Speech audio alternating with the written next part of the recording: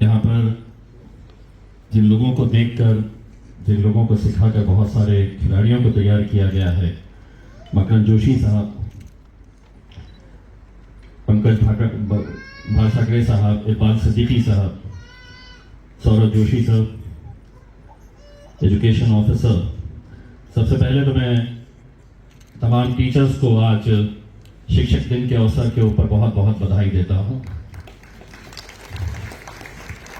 आज के इस कार्यक्रम में 11 लोक प्रतिनिधियों को बुलाया गया था, आया सिर्फ एक। मैं उन सबको कहना चाहूंगा, अगर शिक्षकों का सम्मान नहीं करेंगे तो तुम अपने भविष्य का सम्मान नहीं कर रहे।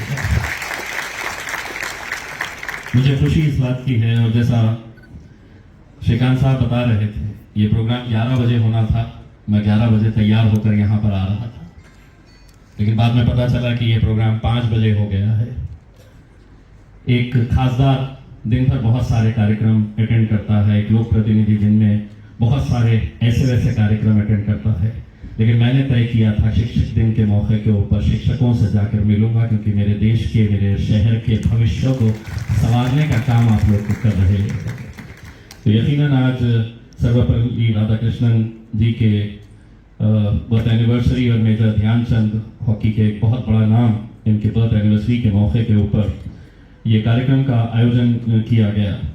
इकबाल सिद्दीकी ने अपने भाषण के अंदर कहा कि हम खिलाड़ी हैं, हम खेलते हैं, और हम नेता है, हम बोलते हैं। इकबाल सिद्दीकी को मैं दुरुस्त करना चाहूंगा, खेल तो अब हम भी बहुत अच्छे खेलते हैं।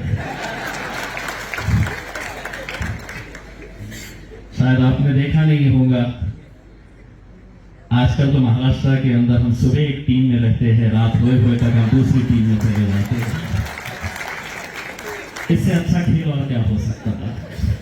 हर रोज यहाँ पर नए नए खेल देखने को मिल रहे हैं, और आप कहते हैं कि हम सिर्फ बोलते हैं। अब हमसे अच्छा कोई नहीं खेल रहा है, पूरा देश है तो हमारी तरफ देख रहा है कि ये कैसे कैसे खेल खेल रहे हैं, और इसका कोई जवाब हमारे पास नहीं। मैं देखिए, बहुत सारे कमिश्नर्स आते हैं, एक IAS ऑफिसर महानगर पालिका के अंदर पिछले कई सालों से मैं खुद देख रहा हूं, लेकिन एक IAS ऑफिसर अगर ऐसा आता है जिसका ध्यान अपने स्कूल की तरफ है, अपने बच्चों की तरफ है, वो यहाँ पर अच्छे मैदान, खेलों के मैदान बनाना चाहता है, तो मैंने अपने 10 साल के लोक प्रतिनिधि के करियर के अंदर बहुत सारे कमिश्नर्स को देखा है, लेकिन श्रीकांत साहब आपके लिए इज्जत इसलिए बढ़ जाती है कि आप इन कामों के ऊपर ध्यान दे रहे हैं। एक म्युनिसिपल कमिश्नर सिर्फ अगर सड़क बनाएगा, रास्ते बनाएगा, ड्रेनेज का काम करेगा, लाइट का काम करेगा, ये उसका दायित्व है, वो एक रिस्पॉन्सिबिलिटी है महानगर पालिका की। लेकिन जाकर ये देखना कि मेरे स्कूल के अंदर अटेंडेंस अगर कम हो रही है तो क्यों हो रही है, अगर बच्चे कम आ रहे हैं तो क्या वजह है, मेरे स्कूल के अंदर इंफ्रास्ट्रक्चर, जो फैसिलिटीज मिलनी चाहिए वो है या नहीं, ये देखकर उसे दुरुस्त करना, ये मैं समझता हूं एक बहुत बड़ा काम आप इस शहर के ऊपर कर रहे हैं। मैं तमाम टीचर्स को कहना चाहूंगा कि आप लोग वैसे भी खुशनसीब हैं कि आपको कम से कम अपने बच्चों को पढ़ाने के लिए जो इमारतें महानगर पालिका की तरफ से दी गई है, उन इमारतों के ऊपर एक पक्की छत तो है। आज इसी जिले के अंदर, इसी औरंगाबाद जिले के अंदर मैंने सर्वे करवाने लगाया था, क्योंकि जब गांव में जाते हैं तो उन गांव के स्कूलों की हालत देखते हैं, तो शायद आप कभी देखेंगे तो आपको ये एहसास होगा कि मैं कितनी अच्छी इमारत के अंदर बच्चों को पढ़ा रही हूं या पढ़ा रहा हूं। 3300 ऐसे क्लासरूम्स हैं हमारे जिले के अंदर, आज भी 3300 क्लासरूम्स जहां पर पक्की छत नहीं है, टीन के शेड के नीचे बच्चों को पढ़ाया जा रहा है। आप सोचिएगा कि हम करोड़ों रुपए का फंड कहां कहां पर खर्च कर रहे हैं। मैंने ये मुद्दा उठाया और मैं आपको यकीन दिलाता हूं, इम्तियाज जलील कल खासदार रहे ना रहे, इन पूरे स्कूलों के ऊपर पक्की छत बनाने की जिम्मेदारी इम्तियाज जलील ने उठाया है, और ये बनवा के रखूंगा। और कैसे बनवाऊंगा, श्रीकांत साहब को मालूम है। मैं मीटिंग में बैठता हूं तो नाक में दम करके रख देता हूं उसमें। मैं अधिकारियों को, मंत्रियों को ये कहता हूं कि 2 रोड कम बना दे चलेगा, 2 डेवलपमेंट के काम कम कर दे चलेगा, लेकिन प्राथमिकता हमारी ये होनी चाहिए कि हमारे बच्चों का भविष्य हम अगर उज्जवल देखना चाहते हैं तो उन्हें आज अच्छी सुविधा देने की जरूरत है, और ये स्कूल्स हम बनाएंगे। मैं ये बात भी मानता हूं श्रीकांत साहब, ये शुक्र है अगर 11 के 11 आ जाते तो बहुत सारा सुनना पड़ता था आपको। कहीं ना कहीं अपने दिल को तसल्ली कर लीजिएगा कि एक ही आया है, एक का ही सुनना पड़ रहा है। मैं ये कहना चाहूंगा कि ये बिल्कुल सही बात है कि हम लोग भाषण तो देते हैं, लेकिन कुछ कंस्ट्रक्टिव काम करने की भी जरूरत होती है ताकि हम भी एक एग्जाम्पल के साथ लीड कर सके।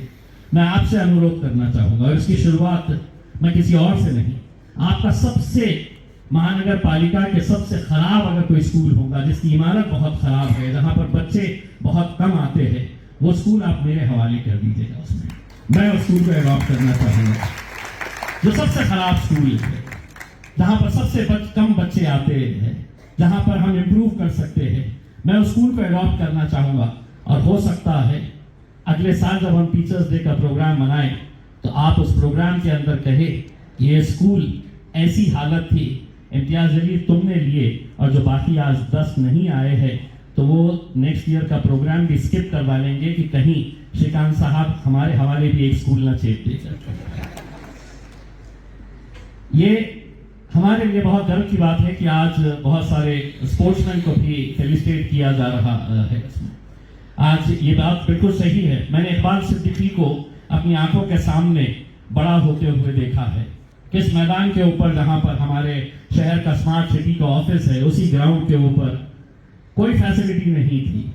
किन कठिनाइयों के साथ, अगर मैं इकबाल सिद्दीकी का इतिहास अगर बताऊं कि किन कठिनाइयों के साथ अपने उस पैशन को उसने जिंदा रखा था, इतनी तकलीफों के बावजूद भी आम खास मैदान के ऊपर जब वो आकर प्रैक्टिस करता था, न सही से बैट न सही से बॉल था, लेकिन पैशन था कुछ कर दिखाने का।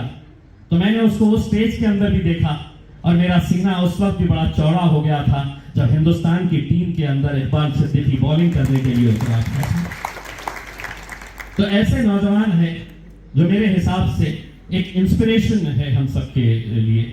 इसीलिए हम चाहते हैं कि यहाँ पर जितने ज्यादा स्पोर्ट्स के मैदान हम बना सकते हैं, यही मौका है। देखिए, मैंने जैसा आपको बताया है, दूसरा कमिश्नर आएगा तो उसके हो सकता है कि उनकी प्रायोरिटीज कुछ अलग है। जितना फायदा उठा सकते हैं श्रीकांत साहब का उठा लीजिएगा, जितने स्कूल्स को बेहतर बना सकते हैं बना लीजिएगा, जितने मैदान तैयार कर सकते हैं कर लीजिएगा उसमें, ताकि आने वाला भविष्य हमारा बहुत अच्छा रहे। आम खास मैदान के बारे में श्रीकांत साहब, हमारी बड़ी ख्वाहिश है कि वहाँ पर एक स्टेडियम बनना चाहिए करके। जो 16 तारीख के दिन कैबिनेट की यहाँ पर मीटिंग होने वाली है, तो उस कैबिनेट मीटिंग के अंदर भी हम गवर्नमेंट को एक प्रस्ताव दे रहे हैं। हम इसके बारे में पुश कर रहे हैं कि स्पोर्टिंग एक्टिविटीज़ के लिए यकीनन आम खास मैदान के ऊपर एक स्टेडियम बनना चाहिए करके। पंकज भाई, आपने कहा कि स्पोर्ट्स के लिए हम हमेशा हमारे साथ रहेंगे करके, लेकिन मैं आपको एक बात बताना चाहता हूँ। जब इस शहर के अंदर एक स्पोर्ट्स यूनिवर्सिटी डिक्लेयर हुई थी, वो स्पोर्ट्स यूनिवर्सिटी रातों रात यहां से निकालकर पूना लेकर चले गए। उस वक्त मैंने जितने स्पोर्ट्स एसोसिएशंस हैं उनको पर्सनली फोन करके उनको हाथ जोड़कर गुजारिश किया था कि इस स्पोर्ट्स यूनिवर्सिटी के अंदर मैं नहीं खेलने वाला हूं, लेकिन आने वाले बच्चे इसका फायदा उठाने वाले हैं।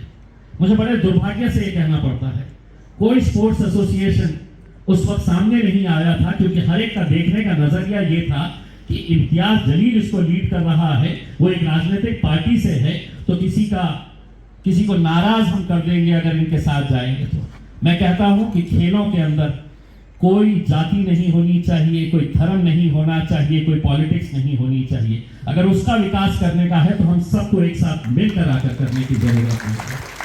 और इतना परेशान किया हमने मीटिंग के अंदर कि मुझे खुशी है कि वो स्पोर्ट्स यूनिवर्सिटी जो चली गई थी, हमने औरंगाबाद के लिए वही यूनिवर्सिटी दोबारा वापस लेकर आए हैं, और यहाँ पर आज उसके लिए फंडिंग भी डिक्लेयर हो चुकी है, उसके लिए पैसा भी अलॉट हो चुका है। 6.5 करोड़ रुपये का अभी मैं परसों मंत्रालय के अंदर था तो पंचोड़े साहब ने मुझे ऑर्डर बताया है कि उसकी बाउंड्री वॉल का काम शुरू हुआ है और एक कमेटी बनाई जा रही है कि स्पोर्ट्स यूनिवर्सिटी तो रहेगी, लेकिन स्पोर्ट्स यूनिवर्सिटी के अंदर होगा क्या। तो ओम प्रकाश बकोरिया साहब जो यहाँ के ये थे और भी ऐसे जो स्पोर्ट्स के अंदर इंटरेस्ट रखने वाले, उनकी एक कमेटी तैयार करके आगे उस स्पोर्ट्स यूनिवर्सिटी का यकीनन इस शहर को ही नहीं, इस ज़िले को ही नहीं, बल्कि इस पूरे क्षेत्र को, मराठवाड़ा के क्षेत्र को यकीनन इसका फ़ायदा होगा। मैं तमाम